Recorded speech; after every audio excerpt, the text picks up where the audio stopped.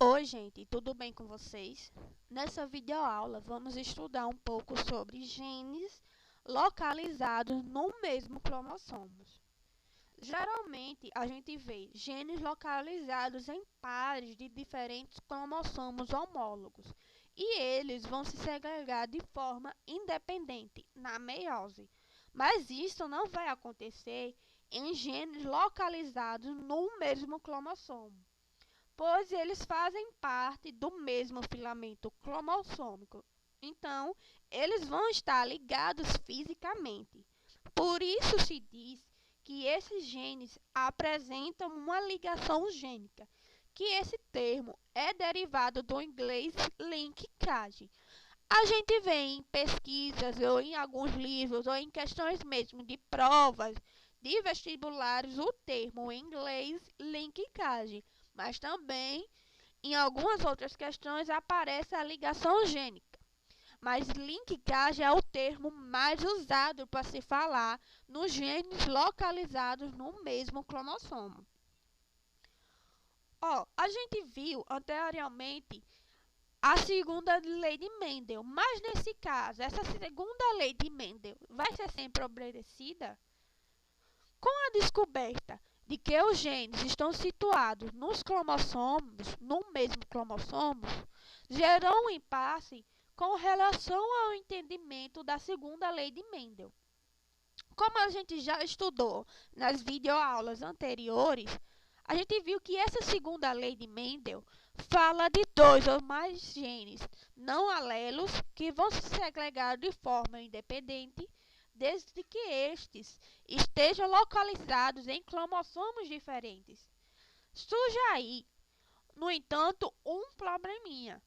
Mendel ele afirmava que os genes relacionados a duas ou mais características sempre apresentavam uma segregação independente. Se essa afirmação de Mendel fosse verdadeira, então haveria um cromossomo para cada gene. Mas se a gente considerar que existe uma infinidade de genes, haveria então uma quantidade assombrosa de cromossomos, uma quantidade muito alta de cromossomos dentro de uma célula, o que não é verdade, certo?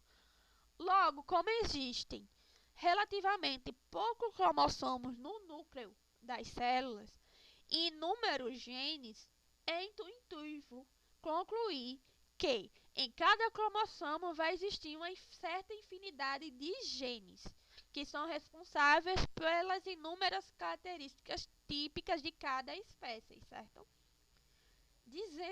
A gente fala, né, que esses genes presentes em um mesmo cromossomo estão ligados em linkagem ou por meio de uma ligação gênica e caminhavam juntos para a formação dos seus gametas, certo?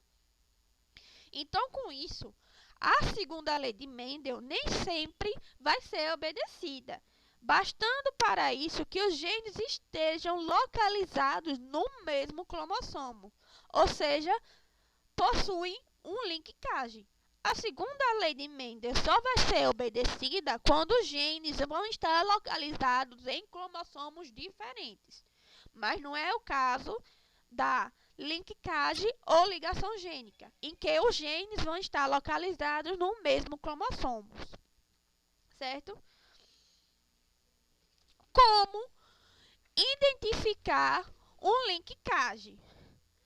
Quando se há o cruzamento de um indivíduo heterozigoto híbrido para características situadas em cromossomos diferentes, com um certo híbrido homozigoto, essa combinação entre os gametas geraria 4 tipos de fenotipos possíveis para os filhos desse cruzamento, certo?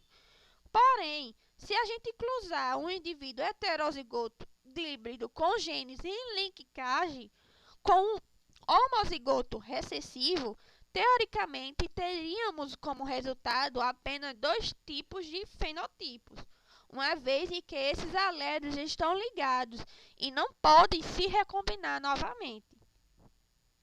Quanto à permutação gênica ou crossover, teoricamente, Os genes vão estar presentes em um mesmo cromossomo e deveriam permanecer ligados uns aos outros, mesmo após a meiose. Porém, nem sempre isso vai ocorrer. Muitas vezes vai ser possível em que os cromossomos possam trocar partes entre si durante a profase da primeira fase da meiose, certo? Esse processo é chamado de crossover ou permuta e vai ocorrer quando os cromossomos homólogos vão formar pares, resultando um conjunto de 4 cromatídeos, que vai ser uma tríade. Essas cromatídeos vão estar mais próximas, então, da troca de partes entre si.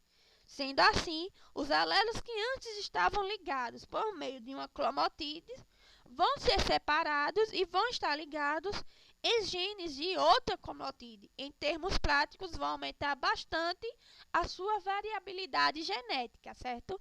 Então, obrigada por sua atenção e até a próxima.